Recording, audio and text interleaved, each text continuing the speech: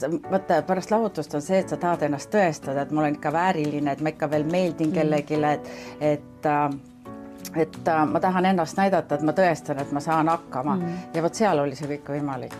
Jah, ja ma olen selles mõttes olen suga nõus, et ma olen ju ka lahutuse läbi käinud ja see on kuidagi, ta on protsessina, ta ikkagi on, et me ei saa keegi öelda, et jube kerge ja lähed edasi ja astud edasi, et mul tuli veel ju nagu aasta peale seda tuli veel burnout.